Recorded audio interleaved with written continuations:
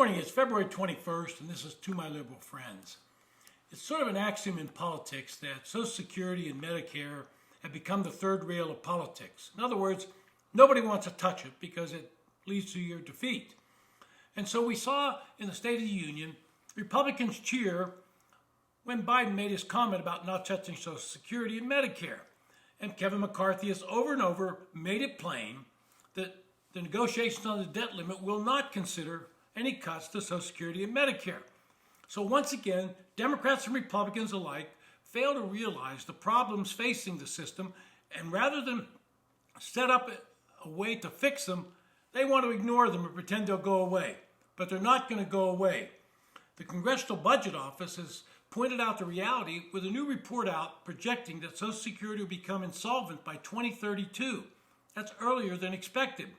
And the CBO report also projected that Medicare Hospital Insurance Trust Fund, it's going to be exhausted by 2033. So Mr. Biden and Mr. McCarthy, your legacy may not be what you think it will be. Instead of trying to pretend you're not scaring seniors, you ought to be facing up to the problem and realizing that if we get to 2032 without something being done, benefits for Social Security recipients will have to be cut. And if Biden gets reelected, it's going to come back to haunt him that he didn't try to fix this. But the bottom line is both sides need to understand that Social Security and Medicare need some kind of reform. I've talked about it several times in this podcast. We're going to have to change the retirement ages. We're going to have to increase the amount that's subject to the FICA tax. If we want this system to work, and I think most Americans do, then some of those changes have to be made. And people complain about having to work too long or you're taxing me too much are just going to have to get over it. Otherwise, we're in a bind. It's going to become insolvent, and it's going to need a fix, and it's going to have to be bipartisan. If it's not bipartisan, one side or the other will use it as a wedge in politics, and that's exactly what Democrats are trying to do today.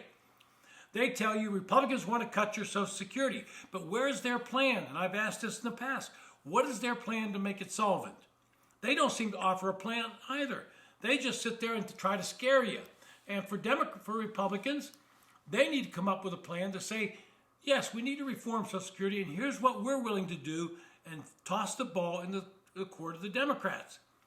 But bottom line is, all of these financial problems, from the debt limit to the budget deficit to Social Security to trust funds for highway, all of these are running out of money. And all of these need to have some kind of action to address them.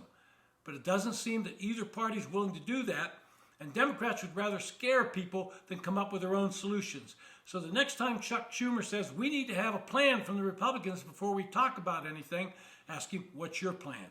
What is your plan, Chuck? Because you don't seem to have one either. This has been To My Liberal Friends. Thanks for listening. And if you like the podcast, hit the subscribe button and recommend it to your friends. Thank you.